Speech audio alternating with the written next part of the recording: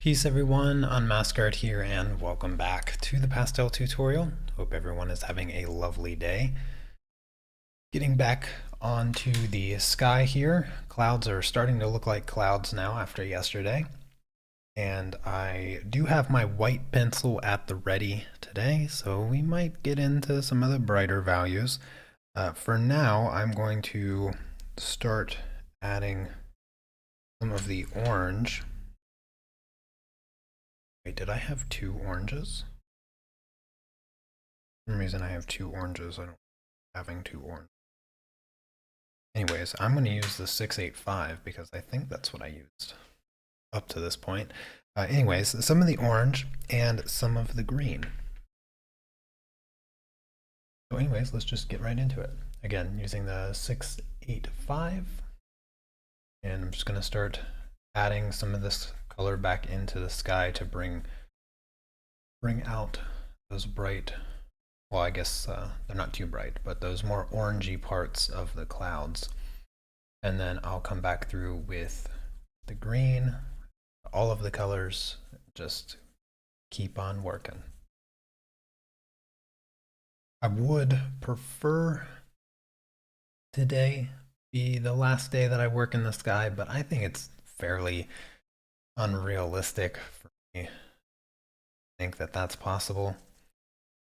I still feel like there's quite a lot for me to do, and I don't like to rush. I strongly discourage rushing, so I think I'm just going to keep taking my time. I like the sky the way that it's coming together, and I want to keep it that way, so I think I will just maintain the pace that I have. Hey there, Dottie, Claire, Susan, Diane, John, and Robin. Good to see all of you.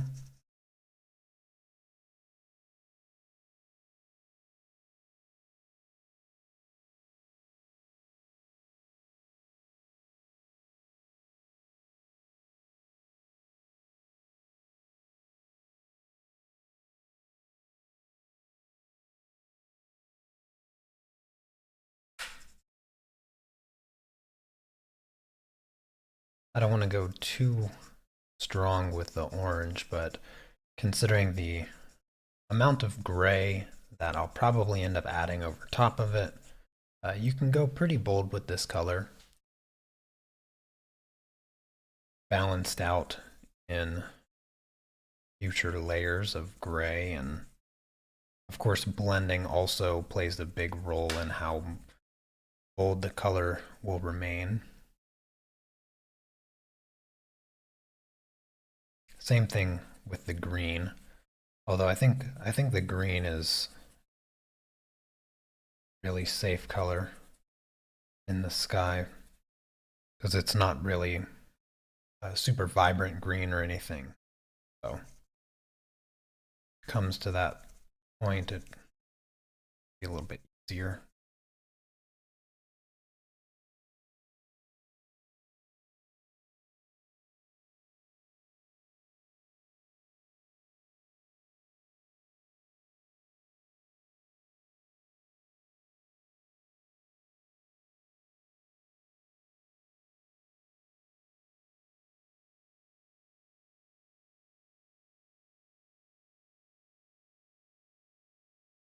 I think once we get past the sky, considering it is like 60% of the project overall, everything will come together quite smoothly. Though the water does look very complex in this project, water is one of those things that it always looks harder than it actually is. Because it can really just be whatever shapes, you know. Water doesn't have a shape, so it's all about capturing a bit of the value and then throwing some random texture on it and a few white dots for the splashes and whatnot of the waves, and it's done. I'd say if there wasn't so much paper still left to cover of the water, say it'd be easy to get it done in a single sitting, but that might be me overestimating my speed a little bit. So let's say that it will only take one sitting. Quite possibly only two, though. Good morning, Eddie and Paulo.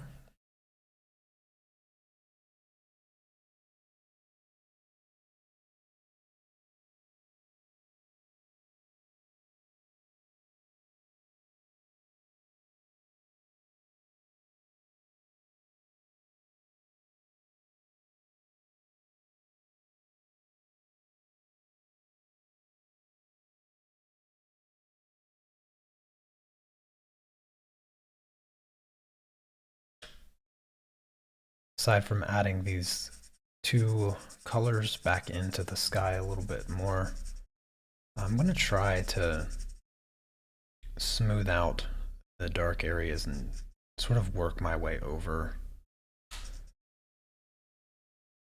If I can get the paper really smooth today, then I'll be very satisfied. Because sometimes just getting everything smoothed out is the hardest part. And then making the small adjustments with the colors and the values later on is relatively easy beyond that point. So that's what I'm going to aim for today, getting everything a bit smoother.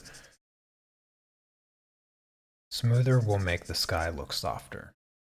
So that's why I'm going to try to focus on that aspect of the sky today.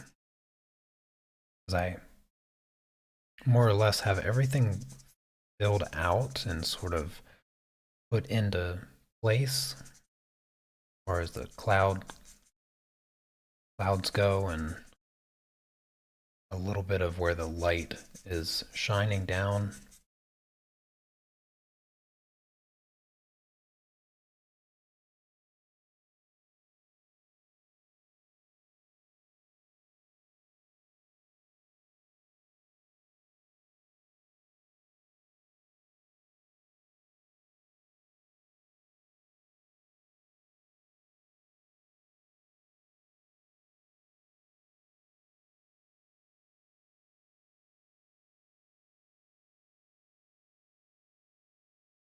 Had a couple new people sign up for the art club yesterday, so I appreciate that. Thank you so much, those of you that signed up. And for anyone new that may be hanging out here, I have links for the art club in the description. Support is always appreciated. And of course, you get access to the nearly 100 other projects that I've done that all have the reference photo and line art and live stream just like this. You're working on a black cat portrait with pastel pencils, but it looks a little flat in some areas. Is there a technique to lift some pigment without damaging the paper? You can use a kneaded eraser to tap up some of the pigment if you need to make a little bit of space. It will help a little bit. I would say if it's looking flat, then you're since it's a black cat, black fur can be a little tricky because you have to be able to see what the tonal colors are in the reference, or you need to create them. If the reference is just a flat black, you have to sort of know what to do to black fur to make it look, to give the cat more form. That form is like the three-dimensional quality of an image. And blue and purple are two of the most common colors that have like the shine in black fur. I've done a few black fur and black hair projects, and that's really what it comes down to, is sort of establishing what your sheen color is to help create that form.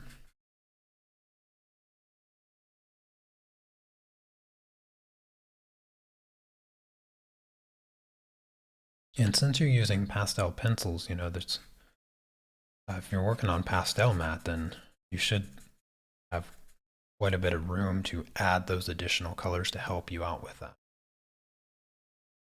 But if not, like I said, the kneaded eraser will give you a little bit of leeway. All right, switching to the green color now. This is the 585. I think the orange is looking pretty good. It's nice to get some bolder color happening in the sky. Same is going to be green here. The green's going to be a little heavy, I think, how I'm going to apply it. Partially because the value is really important, and I can draw back the green. It's very easy because the blue will work really well with the green.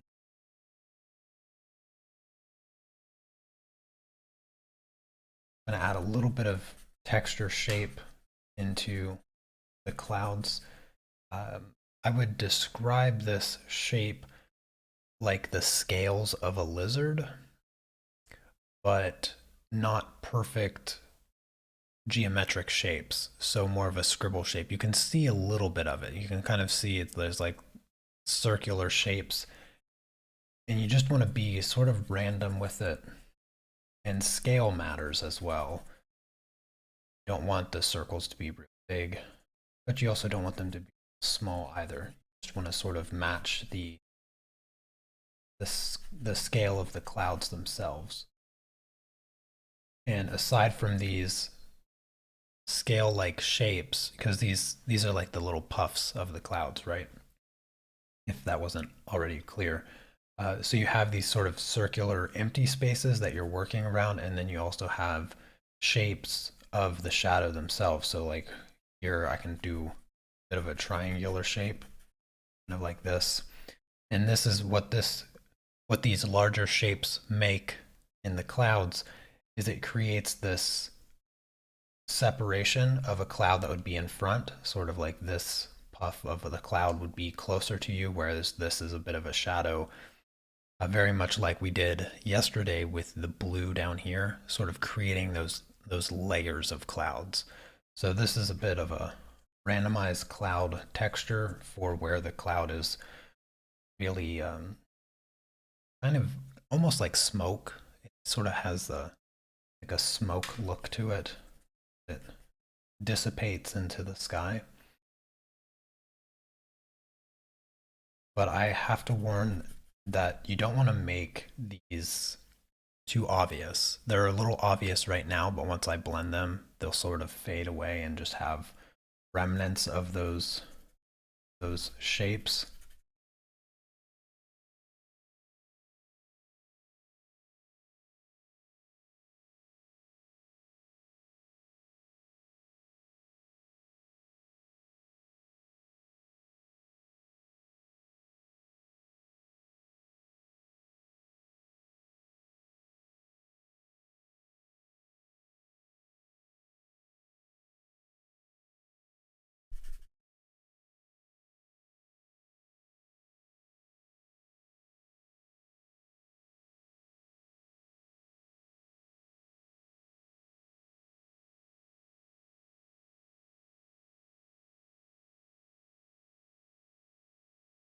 I'm also creating a little bit of the texture coming off of this darker cloud. You can sort of see how it has that smoky texture where it's breaking up into the rest of the sky.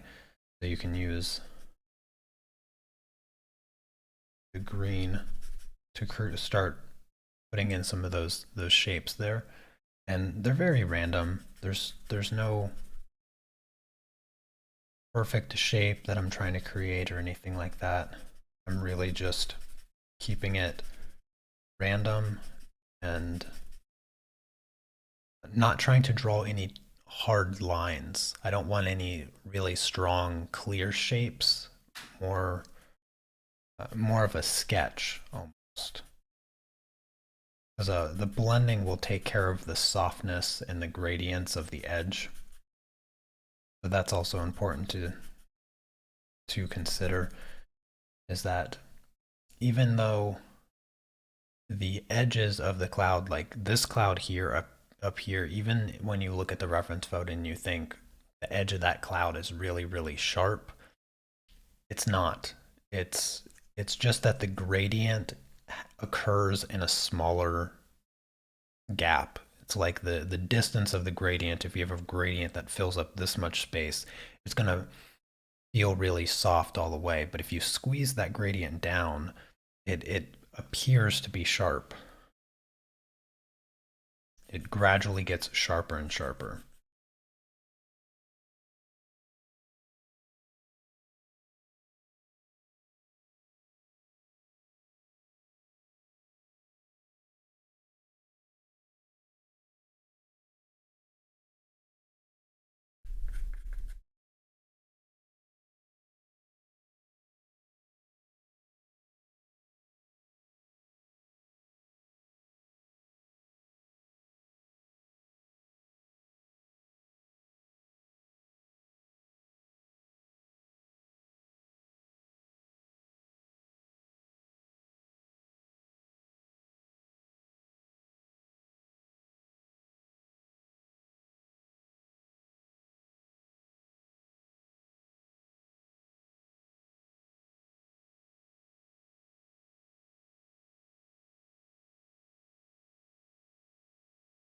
Let me know if you have any questions about Sky or anything.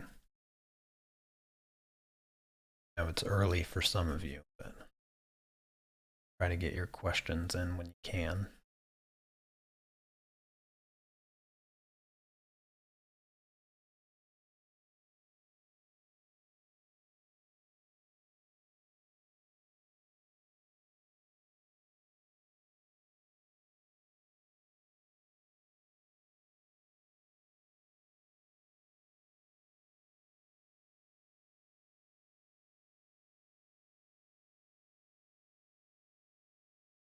I had to get up a little bit earlier today, head in to the, I guess it's sort of the DMV, but it's not called the DMV. I haven't actually no idea what it's called, but get my driver's license. And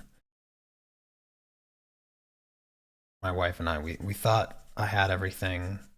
Thought, we were just going to go in and be like, I'm here to get my license and fill out a little bit of paperwork and then be on our way. But of course, there's more. There's even more that we have to do. 6, 7 months into trying to get my license, and there's still even more stuff. I didn't, I wasn't aware of this, but every so often I learn something new of what makes Poland so different than the United States, and today was another one of those days where I learned another new. Apparently, apparently there's like doctor specialties for a bunch of stuff. And one of those things is that there's a special doctor that sees people just to make sure that they can get their driver's license.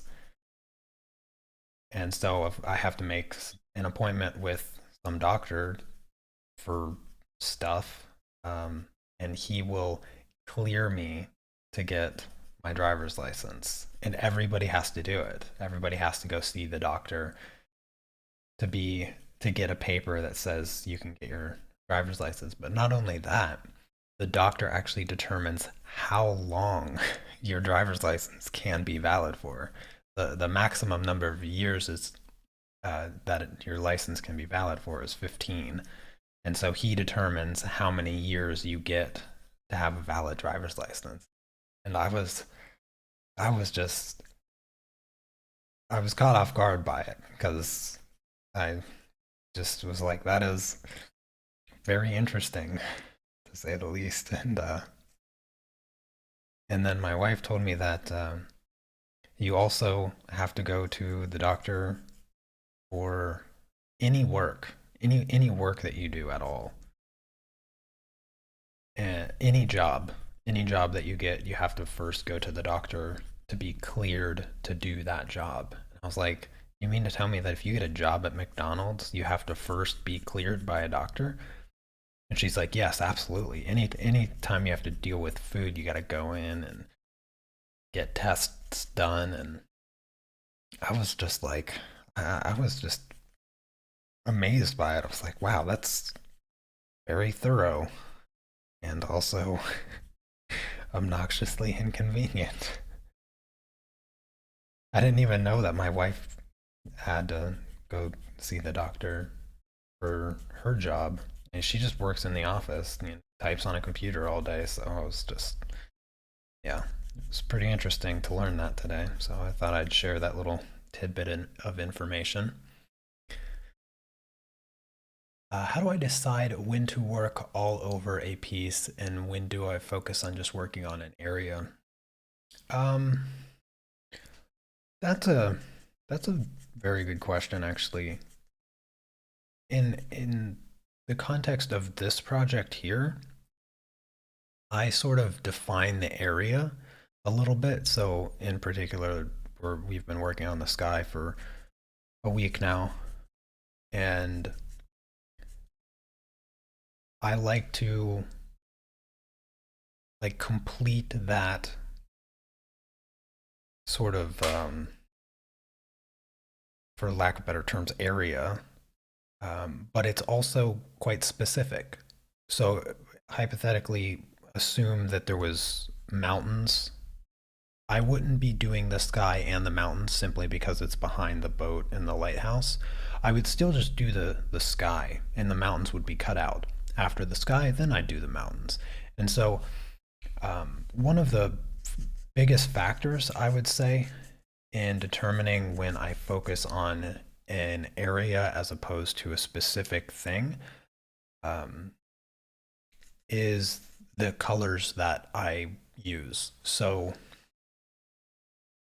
I don't like to jump around with 15 colors in my offhand, holding them and then constantly changing back and forth. I like I like to use one color for as long as I can so I don't have to constantly keep switching. That's I like to do it that way because I just find it more enjoyable. I don't like to jump around. It's kind of like when you're painting and you have to rinse out your brush to change the color of the paint that you're using. That drives me nuts. It's like the worst part of painting. Um, so I always try to use the one color for as long as I can, get as much done as I can before I get into the nitty gritty of like blending and getting all of my colors and all of that because I constantly have to clean your brush out and or use another brush or something in that something like that. And so that's sort of a personality trait, I guess, that helps me determine where I'm going to work. I think a good example of where I focus on like one area is portraits. I generally like to start with just the eyes, and by starting with just the eyes, I can minimize the colors. Usually, there's about 5 colors, give or take a couple colors, um, or almost any eye. I can get a little bit of the foundation of the skin around the eye. The eyelids a little bit. That's what I like to do. I always include that part in the process of coloring eyes, and the pupil, iris, eyelash areas usually it's simply just a black. There's probably two colors in the sclera, and then maybe three colors in the iris. So you can get away with about five colors, and just varying degrees of layering. And I like to stop there. I like to do the eyes, stop there, and then I reselect my colors to work on the forehead area. And then usually those colors transition down to the nose and the rest of the face. And I usually leave the lips blank. I think you know, as you've been around long enough to do a few portraits with me. And once I get to the lips, then I add those additional colors that I need for usual pink redness that lips tend to be a bit more than the skin, and then I do those separately. So that's the example of like doing one area at a time, and the reason or one little aspect at a time, because I sort of go color palette by color palette in that case. And it's very similar to why I'm doing the sky and touching nothing else, because I have these five colors and I can just keep working with these five colors, and I can do a lot with just one color, as I've been using this color for the past 5 minutes or so. You're worried about pastel board? Is it not Clairefontaine? Clairefontaine pastel board is the same as pastel matte. It just has a MDF board backing that gives it that density and frameability, a little bit easier frame. I don't know if you're using a different brand, but if you're using Clairefontaine pastel board, then you're probably just in the ugly stage, and I wouldn't. It's the one that you won. Also, it's the one that Chrissy gave you. Yeah, you're totally good. It just sounds like you're in the ugly stage. And don't stress too much. Just enjoy the process as much as you can in the ugly stage. I know the ugly stage is tough sometimes. I mean, it's not just hard to be in the middle of the ugly stage, but it also can be really discouraging, because you feel like you're doing something wrong when you're in the ugly stage.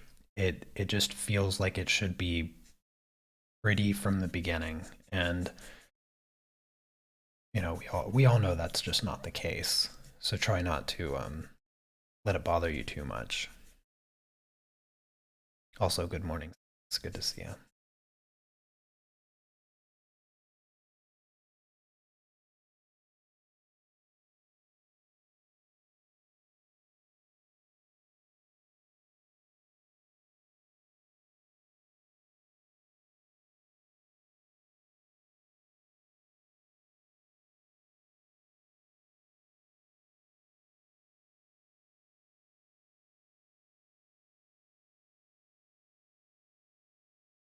Yeah, the transition from the ugly phase, that's a fun part. I feel like the transition of the ugly stage of the sky happened yesterday a little bit.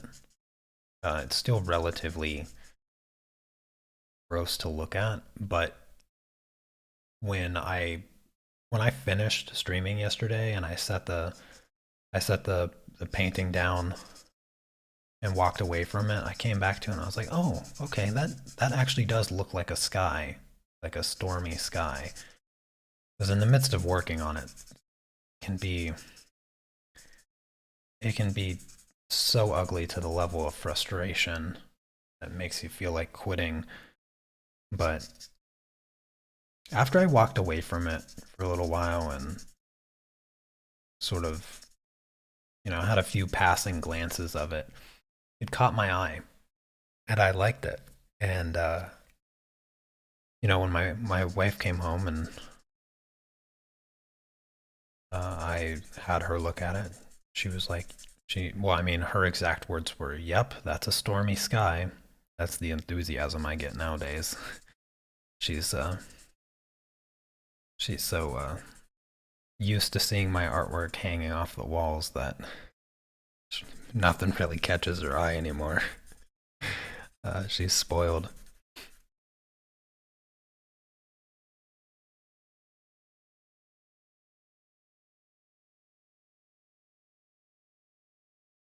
You've torn several that way in the ugly stage.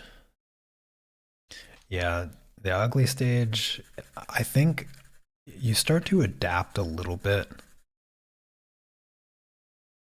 You start to adapt a little bit as you progress in your overall understanding, and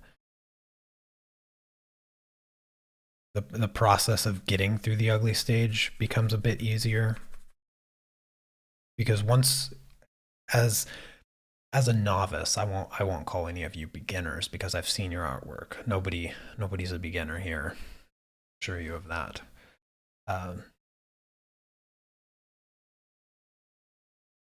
you sort of get used to knowing that the ugly stage is just that, the ugly stage, and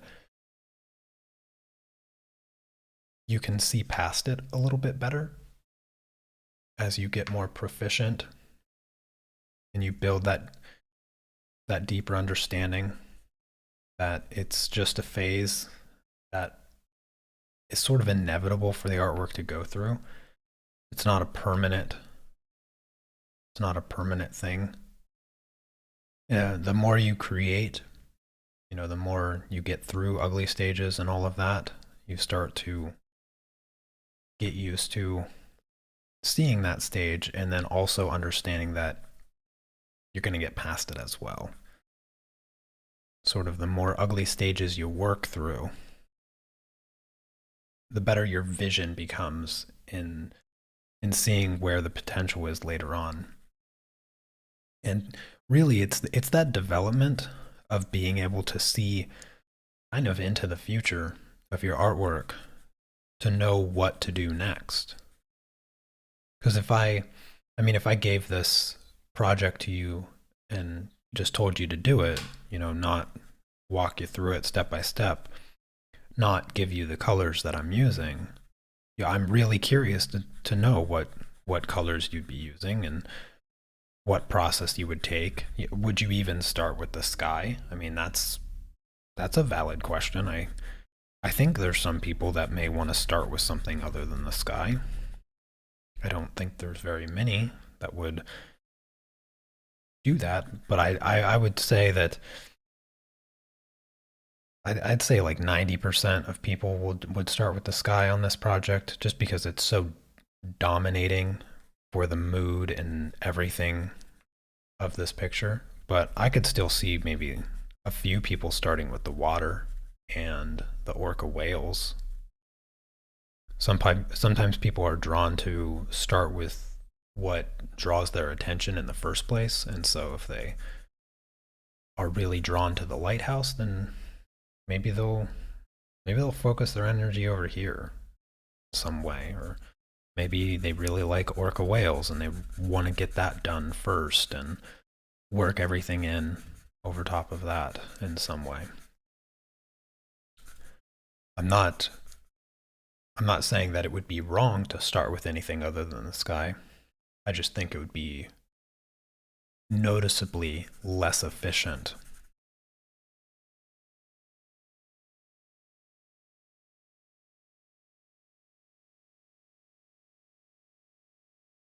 Yeah, the walking away from your artwork is also very, very beneficial. Uh, and that's one of the reasons that I like to split up the projects. I wouldn't want to do 4 days straight of the pastel project or 4 days straight of the colored pencil project, or every day of any project. Um, I really like doing 2 days a week of each and then having almost a full week before coming back to it because it helps lower like the stress of getting it done, and it gives you all that time to refocus and sort of see what's working, see what's not working, and make adjustments. And sometimes the adjustments you think you need to make in the moment are not the correct adjustments. And so having a couple days off of the project and having looking at it for like a week and sort of thinking about what adjustments need to happen, eventually I think generally you're going to arrive at the correct path to take.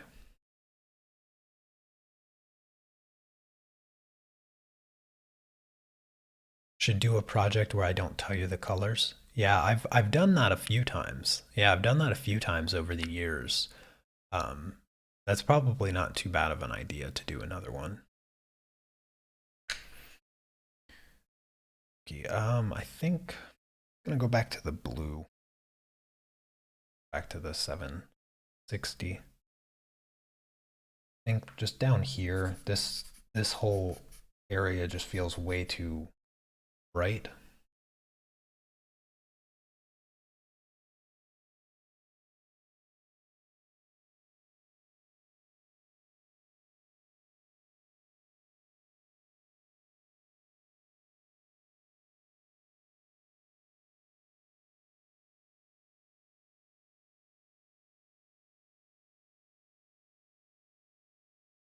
Some of the gray and all of the other lighter colors coming over top of this blue has really diminished the vibrancy of the blue and also the value.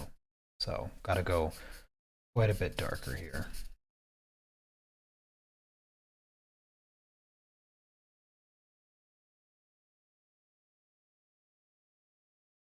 Oh, hey there, Alexandra.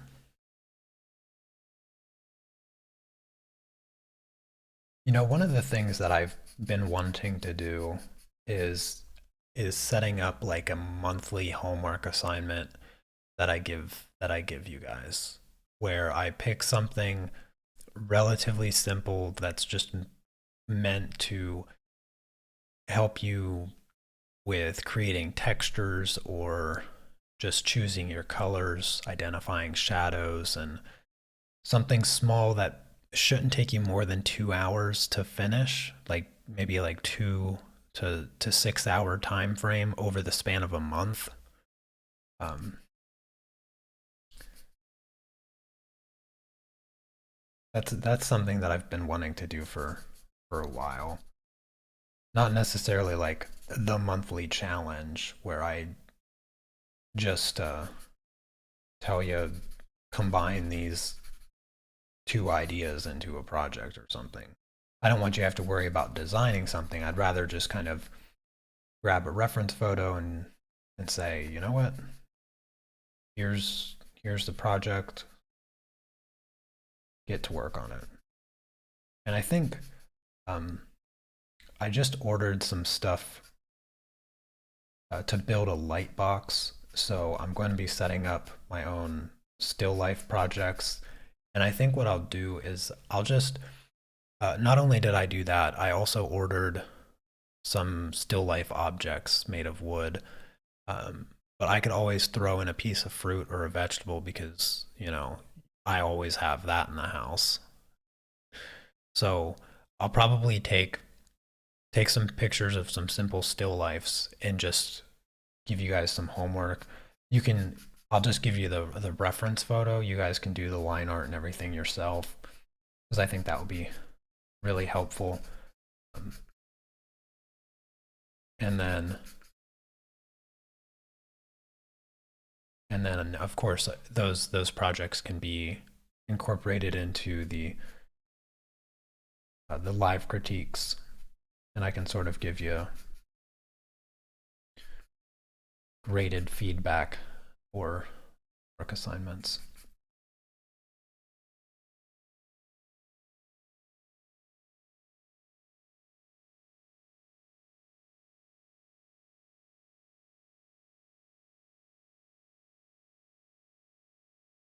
Oh, hey there, Shauna. Thank you very much.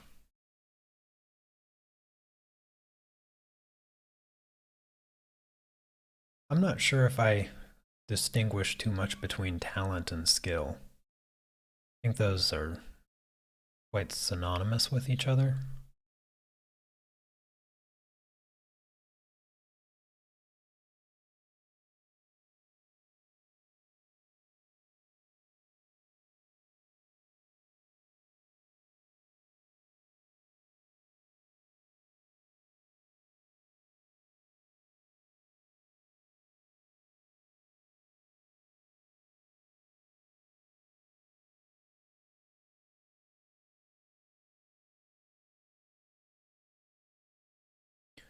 Yeah, I think I'll try to start those homework assignments in the new year. I think I'll do that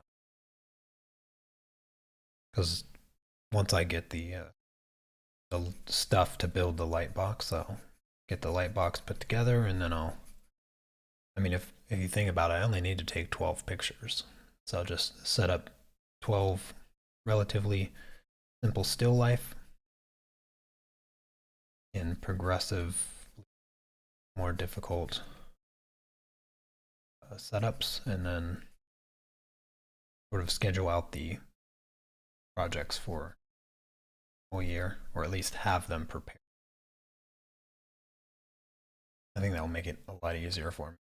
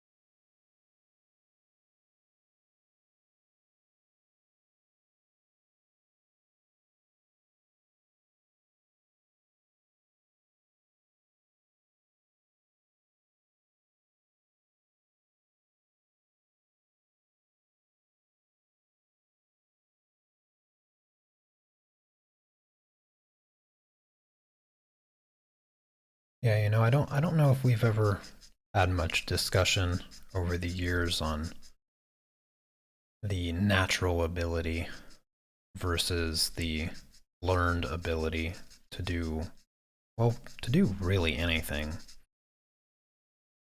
I never got too caught up in the whole nature versus nurture conversation because any reasonable person knows that it's neither, that it is a combination of both, regardless of what it is you're doing.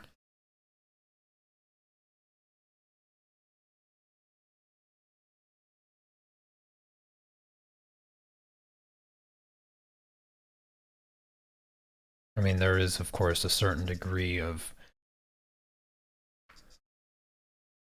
a natural ability, just as there is a natural level of intelligence.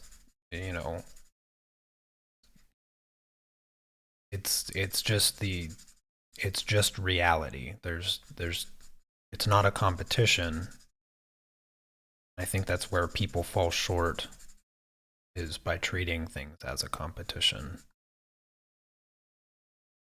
I know a number of you've heard me say that I'm very competitive, and the reality is I am very, very competitive. It's not something that I'm very fond of about myself, but I would be a fool to try to lie to myself about who I am.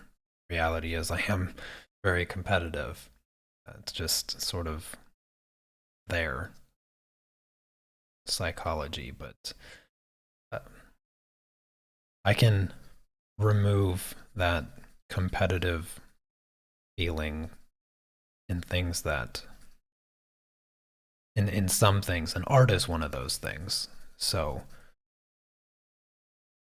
the way I look at art, I sort of feel like art is the universal um, the universal activity, in the sense that uh, it really only comes down to the effort the person puts into it that makes it special. Because I can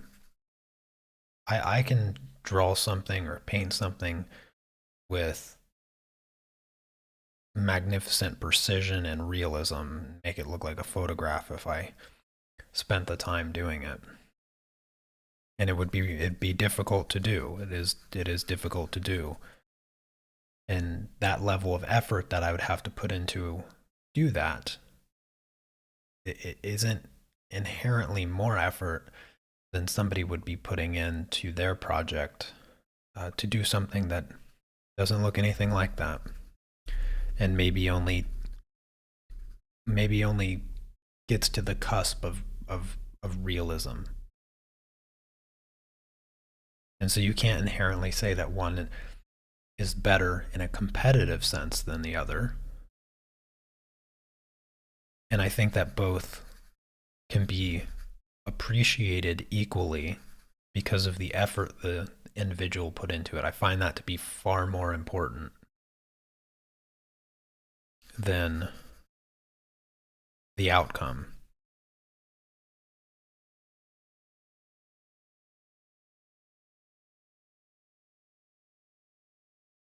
Yeah, I think I've come across a few of you that have mentioned watching like the portrait artist of the year, that series, landscape artist of the year, and I've watched a number of episodes. There's some things that I like about it, but I'll tell you what I don't like about it. I don't like the judges in that show. I find their opinions to be I find their opinions to just be pompous. I don't know how else to describe it. I don't like the way that they describe art. It just feels very artificial. Feels very artificial the way that they judge artwork. Never been much of a fan of that descriptive properties that they sort of give the work. Sort of pseudo psychology breakdown. Uh, I've never put that sort of feeling into my work. I always kept like, not to say that there's not emotions that go into the actual work of it, but I don't know. They just too Freudian in their approach. Psychoanalyzing every brushstroke is just fine to be joke. It's difficult to measure the effort that people put into their work, but I think that with enough attention paid to their body of work overall and how they express what they've done with you can sort of gauge relatively well how much effort somebody is putting into the work.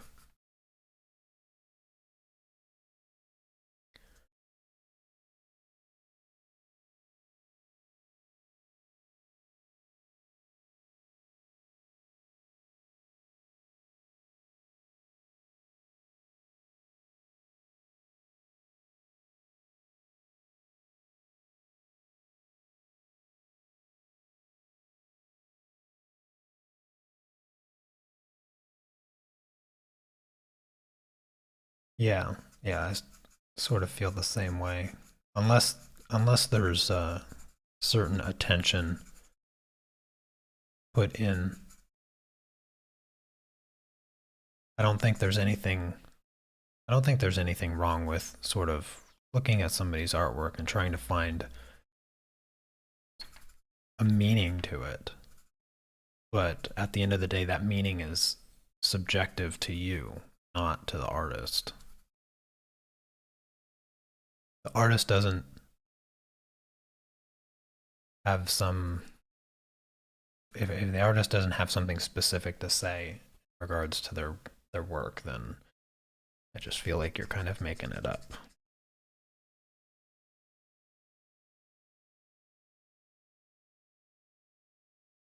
Assigning meaning to something rather arbitrarily for in order to help create the argument of skill or why it should be held in such high regard. I mean, I find that to be rather disingenuous.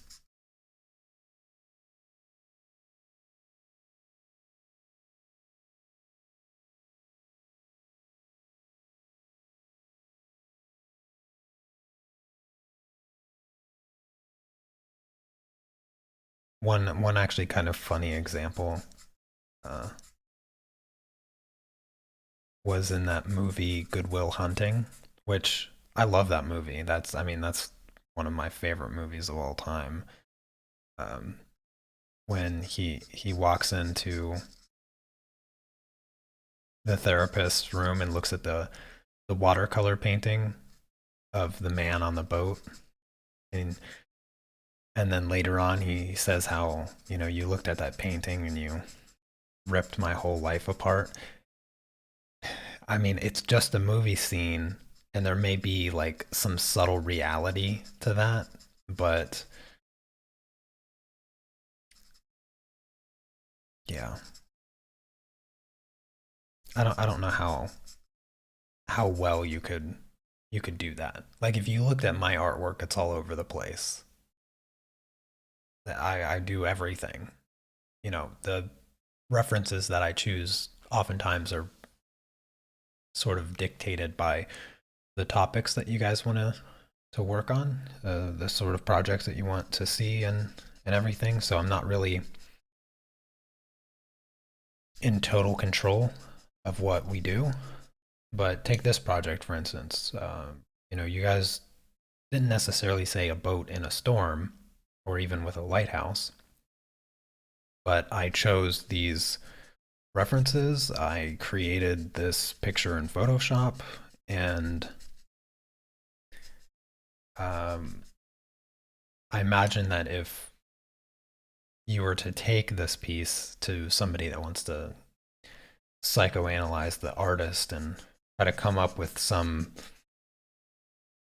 obscure meaning behind the painting, like my life is falling apart or something, or everything's in chaos. They just be so wrong, you know. And if you could find somebody to say such thing and be almost as wrong as you could be, it sort of proves that it's all just a bunch of nonsense in the first place.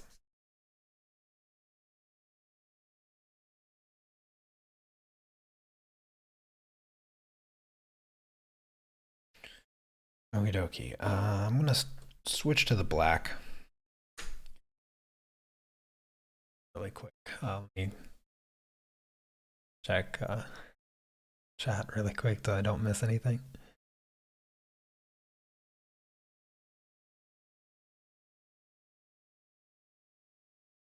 All right. So I want to try to get everything nice and smooth in the dark areas. So I'm going to go really slow at this stage. Yeah, making up stories is fun. I think if you make up stories as to what is happening in your work, you can come up with really fun ideas to make them more interesting by adding new elements to it. Yeah, if I had more time to work on this reference photo, then maybe I would add or be able to add some more elements to it to tell a little bit more of a story, because as it's pictured, this boat in this stormy sea with this lighthouse shining and some of these whales jumping out of the water, you know, I think you could come up with a pretty interesting story with some.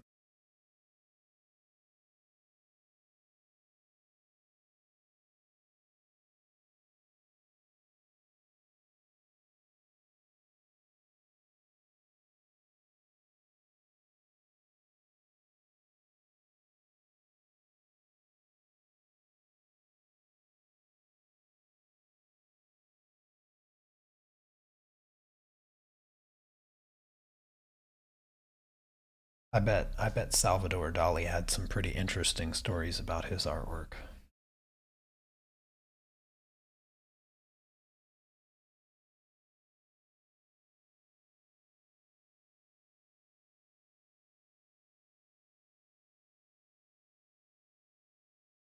I wouldn't be surprised if that's what he did. Sort of came up with one random thing and then started creating a story around it, just expanding from there.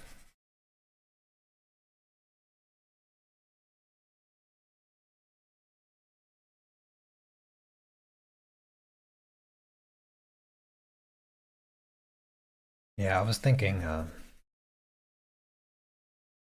for the story of this picture, say there's a sailor on the boat trying to get back to his love, then maybe I could have a little sailor on the boat and in the far background just indicate like a woman in a dress standing there waiting in the storm, and maybe I could have like wood breaking off of the boat, like the boat so close and the boat's about to fall apart, and maybe the whales are maybe the whales are there to rescue. Maybe the whales are aware of the danger that the sailor is in, and they're coming up on the boat because they know the boat's not going to make it, or they're there meeting the boat so they can help push the boat into safe harbor to return the sailor. Something like that. You can just come up with whatever nonsense you want. You throw in a few fancy words, you know, run to the dictionary real quick, throw in a few fancy words, and all of a sudden you're like super famous because your artwork has got deep philosophical meanings to it. You know,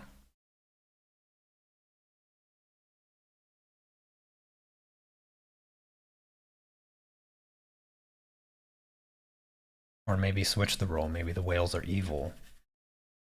Maybe they're there to take down the boat because they're pirates. And maybe there's a guy on the shore. Maybe there's a guy in the lighthouse shining light on the travesty of what the pirates have just done to the small oceanside city that they just ransacked and kidnapped I don't know, kidnapped a woman or something, and the whales are the protectors of the city. I don't know if I'm any good at making up stories, but kind of having fun with it.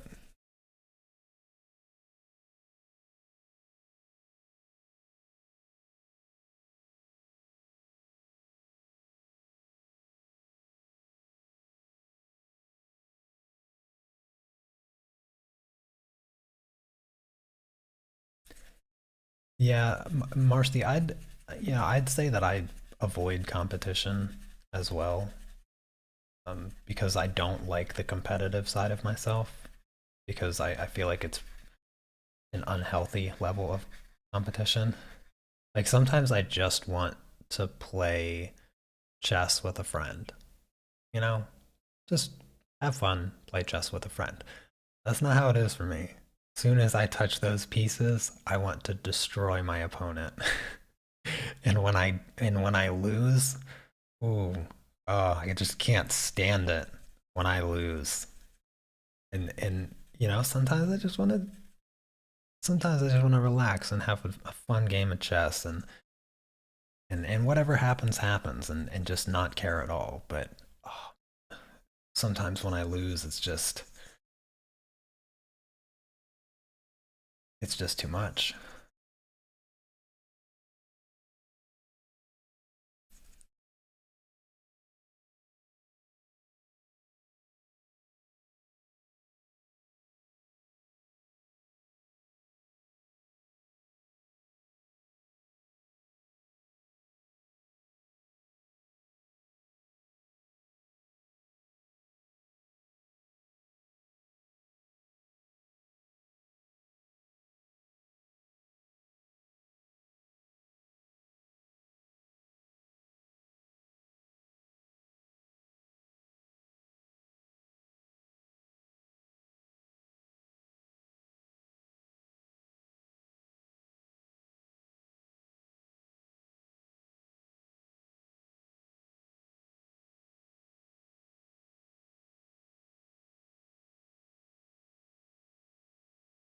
Oh, I know what you mean, Diane. Yeah, competition makes me really nervous too. You're extra nervous. I mean, I'm pretty nervous about my chess tournament. Remember? And I was super extra nervous when I was playing back in August. Every time I sit at the table, and that hour before my match started, just trying to prepare, settle my nerves, and I have an extremely slow heart rate when I'm calm. Um, it's it's as low as like an extreme athlete, like a long distance runner when they're resting. They have a heart rate of around like 45 or something like that. Mine's like right there as well. When I am at peace and I calm myself, it's so I can I've last week I think I was talking about meditation and the things that I do to help with discipline. Um, and I've always been into meditation and sort of having that level of control of your body. And one of the meditative techniques that I've done for probably like 10 years now is consciously slowing down my heart rate and just finding a calmness. And a couple years ago, I had to get surgery, and so they were preparing me, and so I was, of course, trying to calm myself. I've never had surgery before. I never even had uh, my wisdom teeth taken out. So not that, I mean, that's a minor surgery, but still, sometimes they put you under for that. I wasn't put under for surgery, my lower back surgery. Um, but I was still pretty nervous, and so just sitting there trying to calm myself, and the doctor is taking my heart rate, and he takes my heart rate, and then after he took it, I think it was 47 when he took it, or something like that. Exactly. But he asked me if I was like an extreme athlete. I kind of scuffed and said no, and he just said because your heart rate is really really low, and they they had to give me adrenaline so that I had a higher heart rate for the surgery. I don't think that was necessary. I don't know how much they gave me or what exactly they did.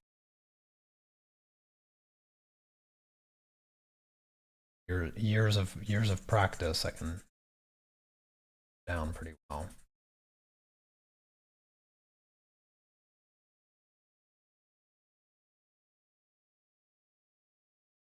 I can also hold my breath for really long.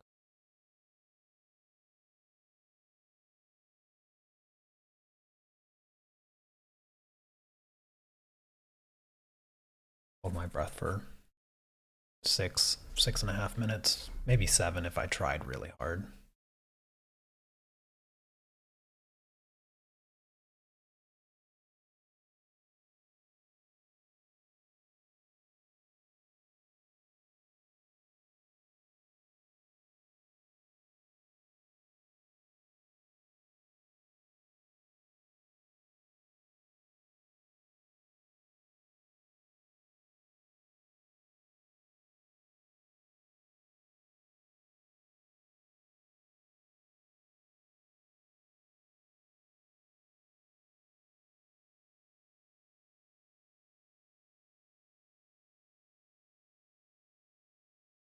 Okay, dokie. I think I'm gonna switch back to the 760.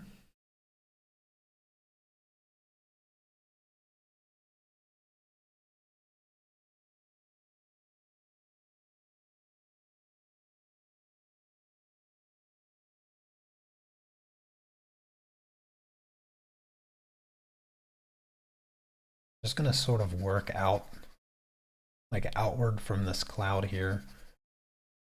Keep it as smooth as I can. At this stage, you just barely need to touch the paper. The pencil will do all the blending for you once you have enough layers down.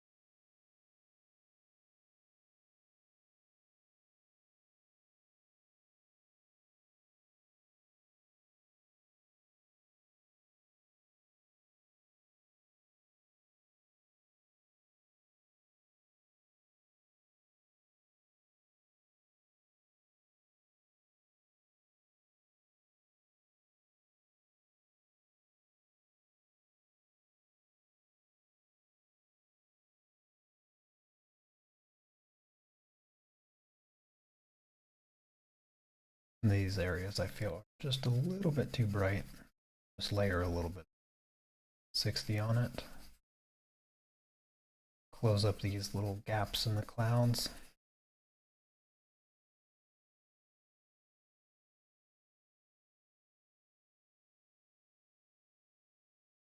Don't gotta concern yourself too much with the scratchiness or some of the lines because I haven't even used the blender yet today at all, so that will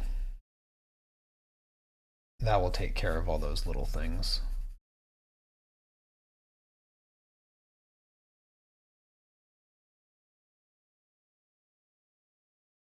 Also, the light coming from the lighthouse You can add the softness back to the edge also later on, getting a little bit more narrow on the light. Just give it a bit more directionality.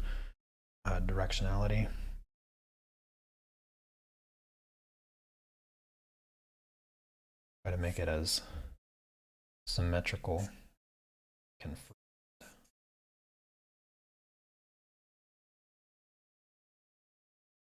That's where the white pencil will come in handy. Brighten up the center part and then also use it to just soften the edges to give it a bit more of that glow.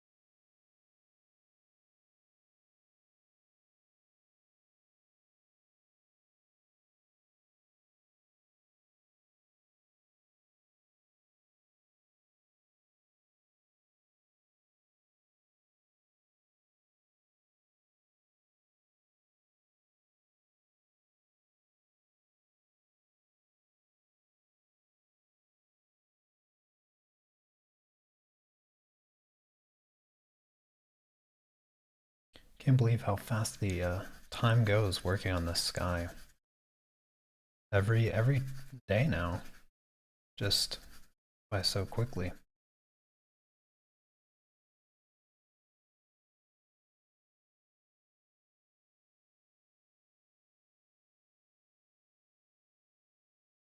I mean, I think we're about 6 hours, 6 hours on just the sky for this project in total.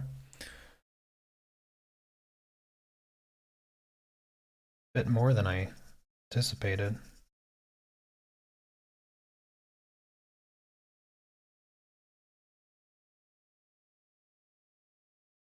But it will be worth it.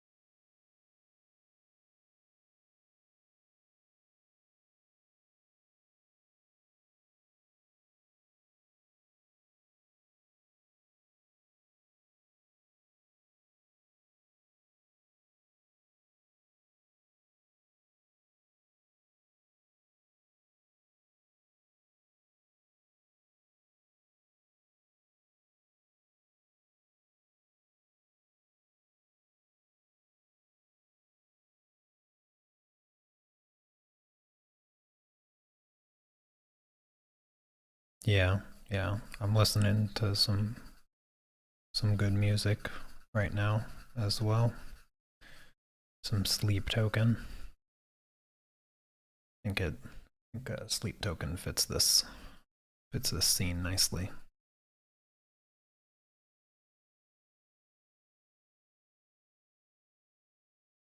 Oh, that's good to hear, Susan. Yeah, the best you can hope for is that your sky comes together.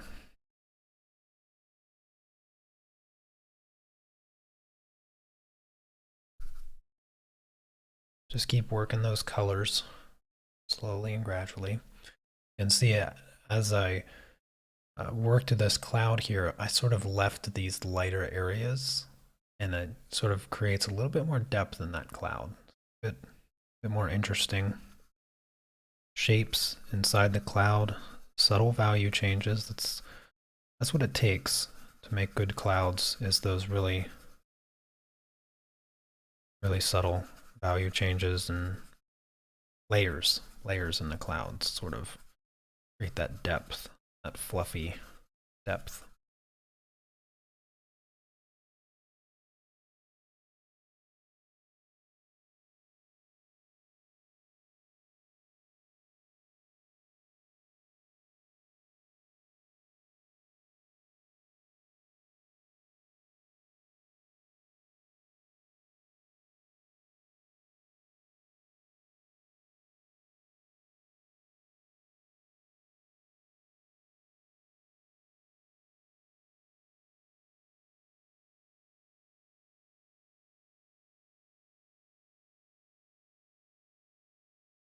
Okay, let's I'm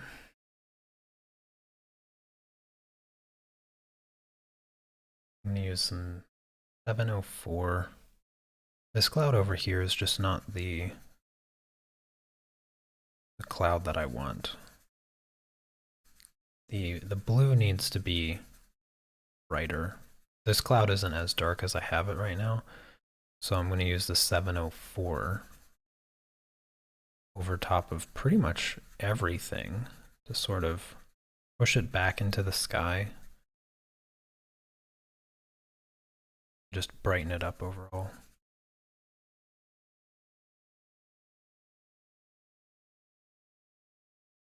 This will also help tone down the orange a bit. Orange just feels a little bit too strong. And gray is a really, really good. Well, actually, it's the only.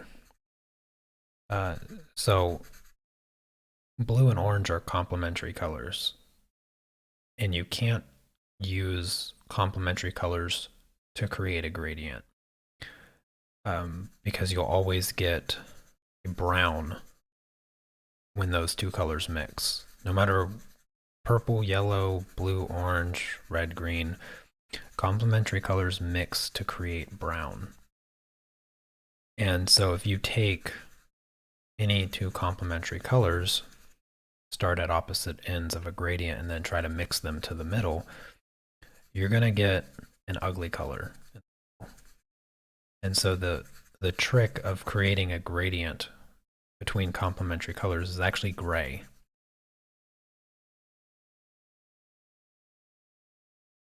Gray will give you the buffer necessary to work those two colors seamlessly, crossing from one to the other. And it's really just the elimination of the sort of saturation. So you lower the saturation without turning it brown, and then that transition happens a lot easier. And that's actually really important to know, because if you ever do a sunset or a sunrise, very often you'll get oranges that move or shift into a blue hue of the sky. And so you have to know that you need to buffer those transitions with gray. And if you look at reference photos of like sunrises and stuff, where the sky goes from a bright orange color into a bluer color. If you take a color picker and you just slowly work your way up through the sky from the orange into the blue, you're going to hit that gray buffer. And it's really overlooked, because when you look at sunsets and sunrises and you see all those beautiful pastel colors, uh, gray is the furthest color from your mind. You're not thinking, oh, look at all that lovely gray in the sky. No, that's not the color that you focus on.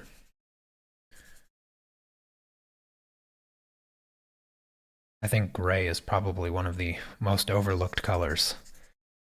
It's so vital. I often say that in working on portraits, because people don't realize how gray skin is. Skin is incredibly gray. So much gray.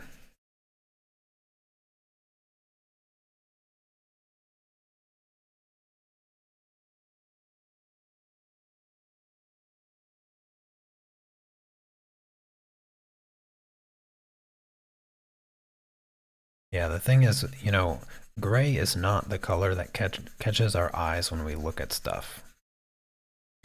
It is the space between the colors that we really appreciate. And so when we try to replicate those really, really colorful objects, or anything that's bright and colorful, whether it's a flower or a sunset or whatever, we overemphasize the color importance, and oftentimes we forget about the gray, and then what you end up getting is just like a mess of bright colors.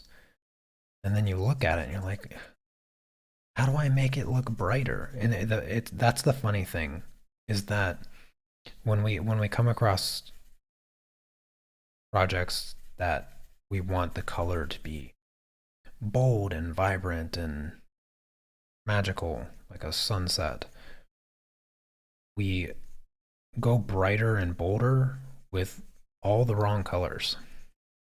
Oh, I want the sunset to just be this golden glow and peach and salmon colors, and so we just use like the brightest pink and the brightest orange and super extra saturated colors, and then we throw all these colors onto our paper or canvas or whatever, and then we look at it and we're like, how I used the brightest colors. How is my sky not as bold as what I see in the actual sky?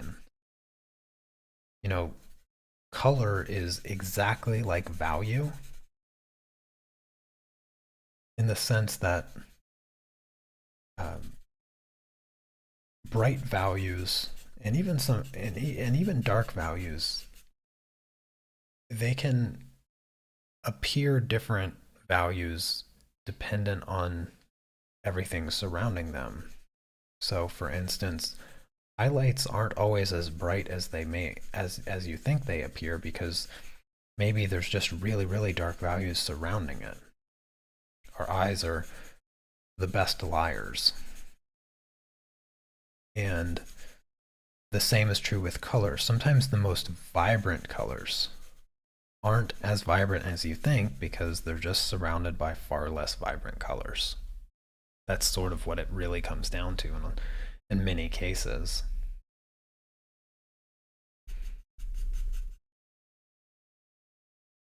You got to learn to see those differences in order to compensate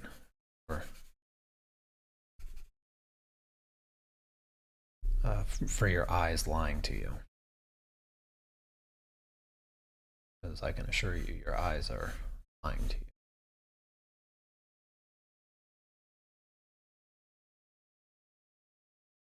That's why I always encourage like the color picker, and using all the tools at your disposal to identify the actual colors that you're looking at.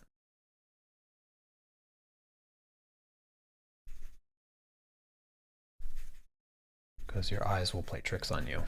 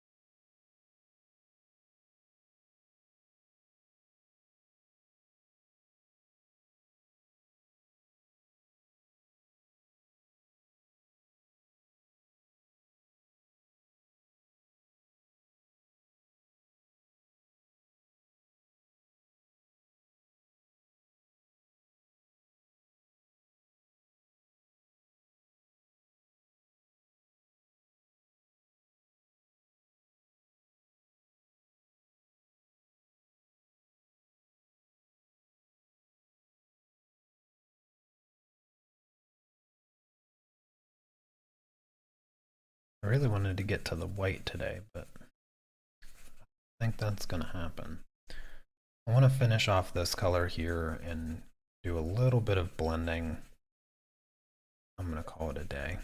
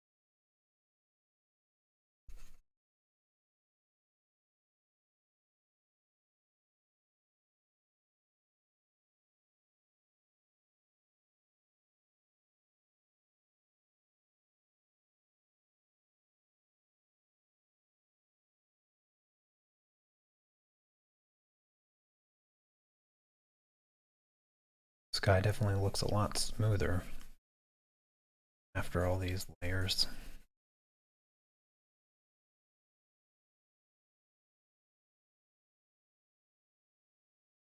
You know, maybe I won't blend it today. I think I have a better idea. Instead of doing the blending with Blender to smooth out some of the areas that I've already reworked, I think the light actually needs to be smoothed out. So, not jumping to my white pencil yet, but I'm going to go to 700.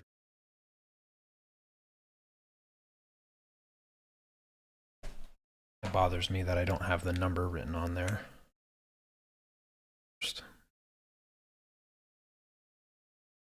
We're out of ink. Well, that is 100% out of ink. Okay, well, I guess I'm not writing that. I have to get another marker. So this is the 700 gray.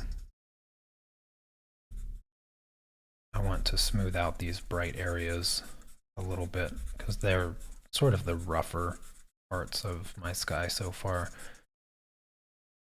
And because it establishes the light and the light has a bit of a direction, I'm going to work my pencil in that direction.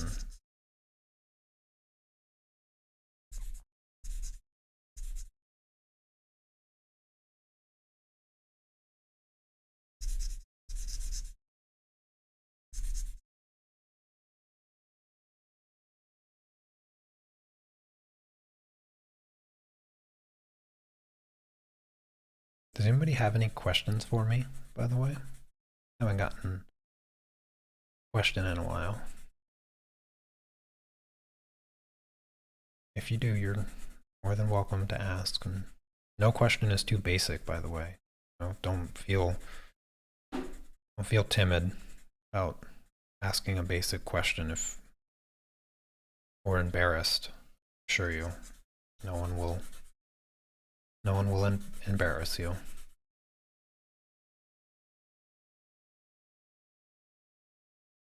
And in spite of how advanced you may think this appears, I haven't done anything advanced.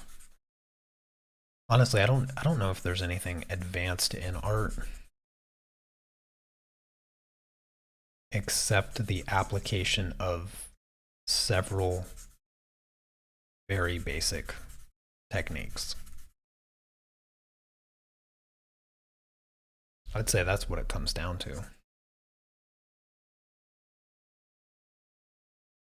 I try to refrain from talking too much chess, but I mean that's the same thing with chess. Chess is a relatively simple game. You learn how the pieces move, and then you learn,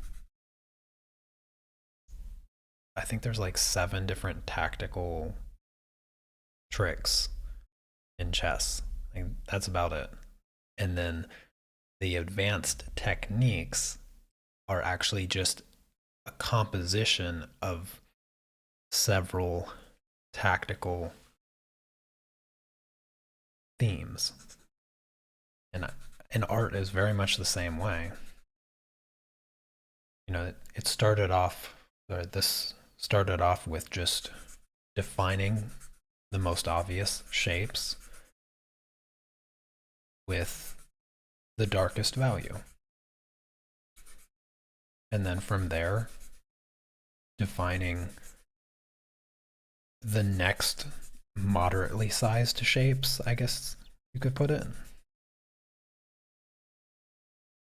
I mean, when you work from a reference photo, in a lot of ways, you can sort of just break it up into a paint by numbers. I mean, that's the way that I think about it. I don't try to do everything at once. That just seems crazy. But you break it up into a sort of paint by numbers type of process, and that's about as basic as you can get. And just continuous layering and patience and spending the time necessary to create the effect that you want to go for. Being aware of the optical illusions your eyes struggle with, that's also um, something important, but relatively basic, because once you know that your eyes are so susceptible of such optical illusions when it comes to value and color, if you can find ways to circumvent those struggles, such as, you know, an eyedropper tool of some kind or any other analysis of the true color of your reference, then basically done from there. You just repeat that same thing over and over again with each little section of your project, and all of a sudden you can create this exact thing. No troubles. Well, maybe a little trouble, but not too much trouble. Just enough trouble to still have fun.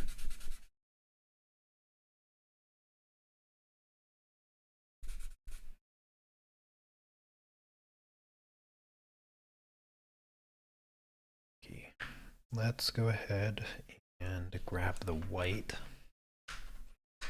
So finally, I'm going to add the white, and this is going to be the last thing that I do today. So I'm just going to brighten up some of the top parts of the sky here. Let some of that light come through. Not too much.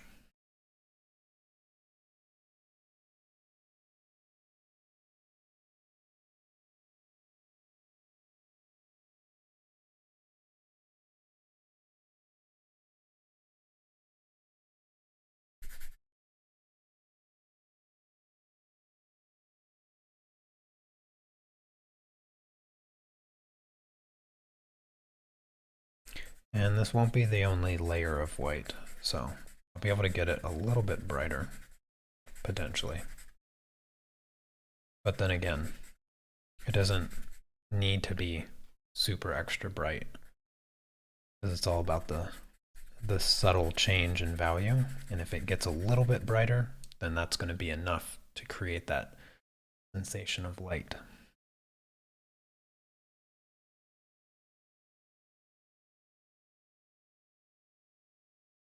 You know, I always find the lighter parts of a project to be harder. The subtlety and the values are so much closer together than how I feel the dark values of projects are. And I feel like the dark areas feel like they get smoother. Gradients are easier to work with. But the lighter to middle values I always to be difficult.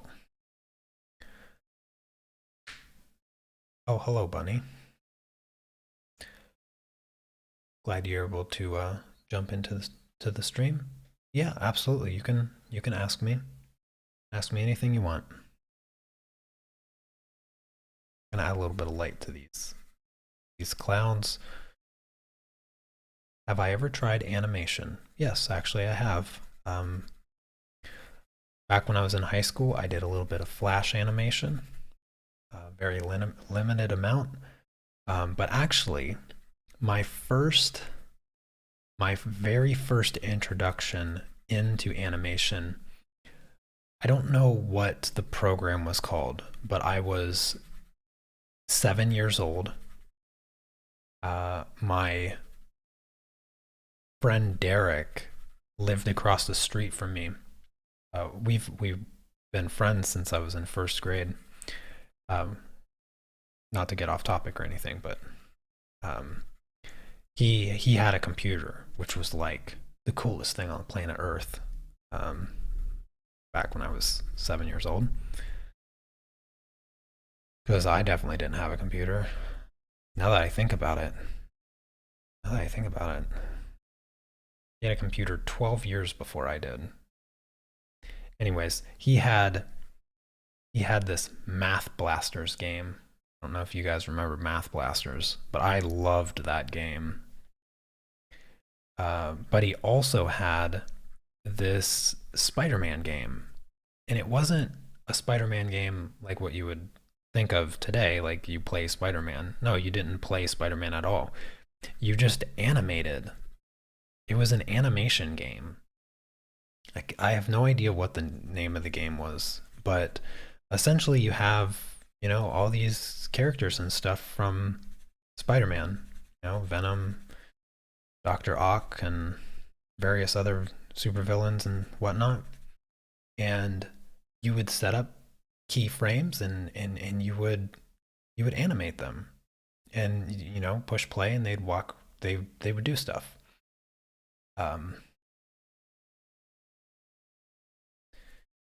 And then some years later, I'd say I was in middle school at this point. Derek and I, we toyed around with stop motion animation. I would have been 12, 13 maybe. And we'd play with action figures and stuff. And he had a camera, old VHS camera, one of those big cinder blocks that news reporters used to carry around. And we toyed around with some stop motion animation.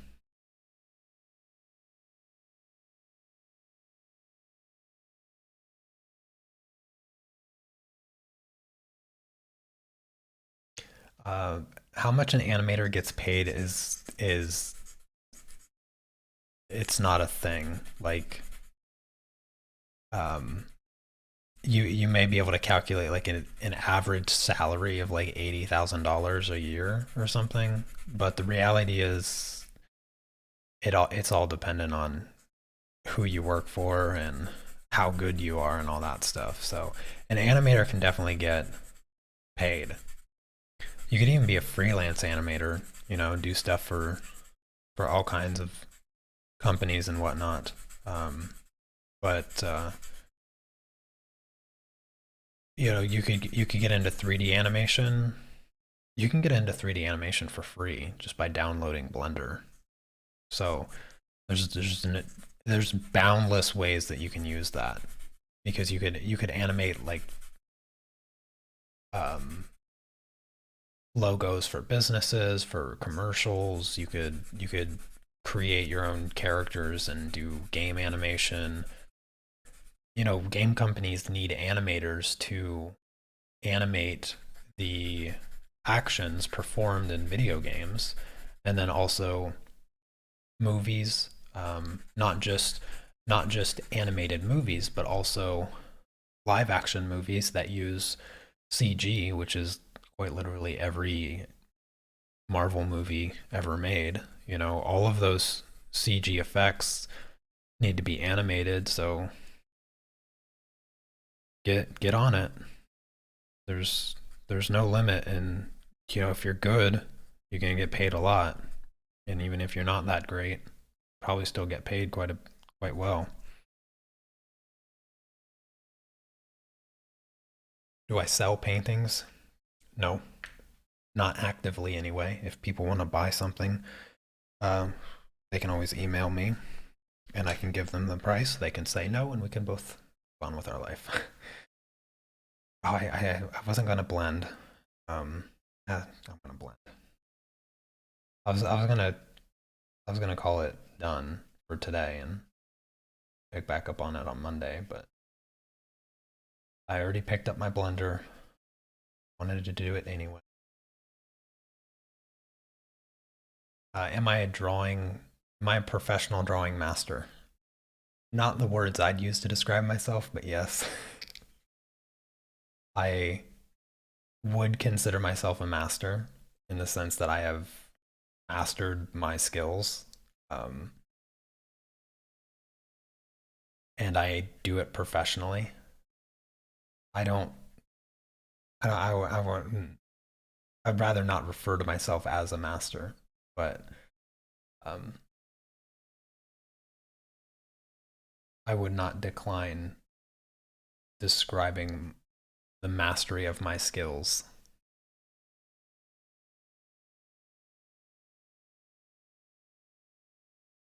Thank you. Appreciate that.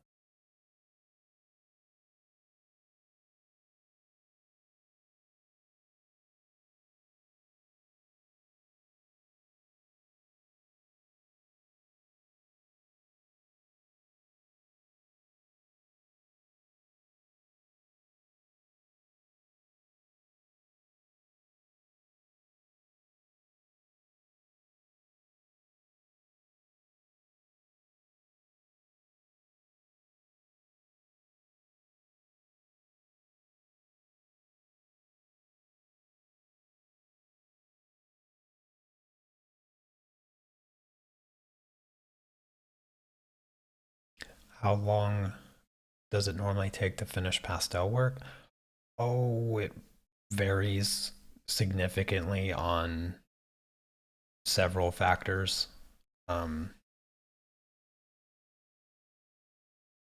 the complexity of the project is obviously the biggest factor, and then also the size. Now, this size that I'm working on right now is 30 by 40 centimeter, and this is the largest size that I currently work on. But if I were to like get commissioned or whatever for a larger size, then I would do that as well. For these lessons, I either work on the 18 by 24 centimeter or the 30 by 40 centimeter, and I'm working on the 30 by 40 right now. The last pastel project took right around 17 hours to complete. This one, we're like 6 hours into it. I'd say six, maybe getting closer to 7 hours.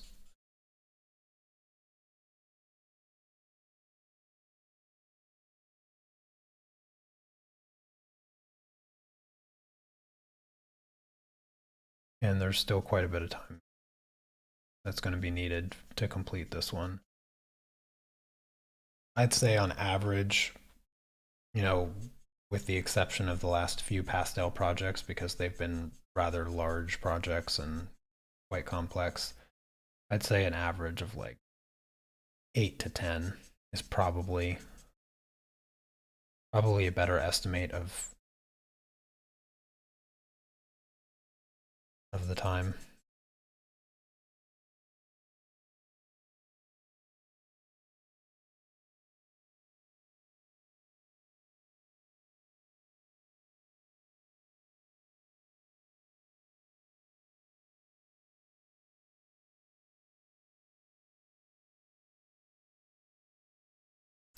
Drawing and painting realistic is just about learning the techniques necessary to create those effects, not so much your personality. It also requires pretty large degree of patience, not only to learn the techniques and the skills necessary to do it, but also to actually do it. Patience is incredibly important when it comes to creating anything, whether that is artwork or maybe you like to bake, you know, or engineering something, inventing something. You can just imagine the amount of time it took to invent all of the electronical equipment required for me to stream this to you and for you to watch it. So it all comes down to patience, and art is the same thing. So capturing realism, just a good measure of patience. I think for the artists out there that don't look for a career in doing art, but reserve it as a hobby, I think that if your work is consistent and good, I think that's a good selling point on any application, regardless of the job that you're applying for. Show them a few pieces of your work and explain to them that it requires a significant degree of knowledge, comprehension, and patience. Just about any job and any person hiring for a job can appreciate the importance of patience. And painting or a drawing that will press is a very good physical display of your level of patience. Even if you enjoy something, it doesn't mean that you don't have to be patient when you're doing it. As much as I love doing art, not every aspect of the entire project is without stress or without some test of my patience. The ugly stage is a great example. A lot of people can lose their patience when just starting a project can be rough sometimes. So, oh, hi there, Prince.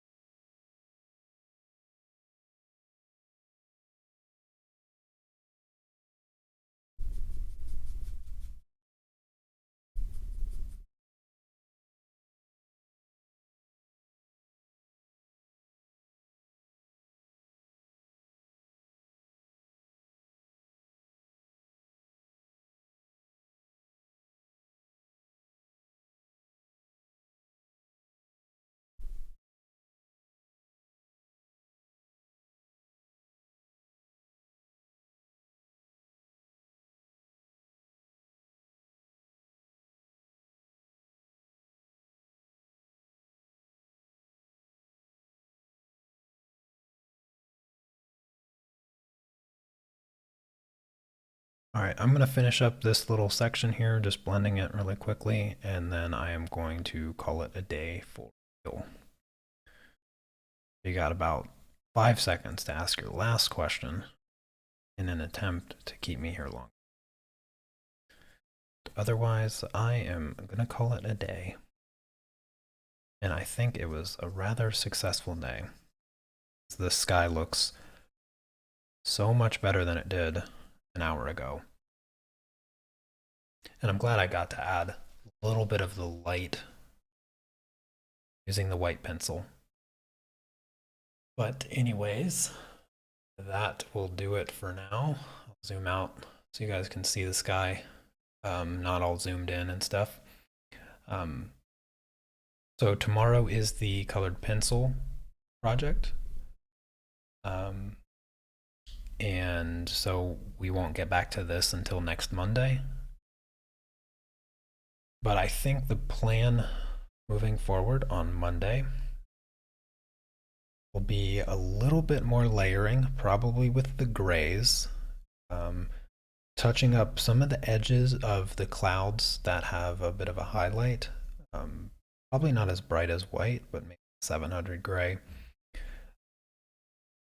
Potentially more layers of the 700 and the white, almost for sure, to kind of soften this area of the sky a bit. But as you can see, using those pencil directions while applying the light does give that a little bit more of an effect. Some of those light rays sort of feel like they're actually there.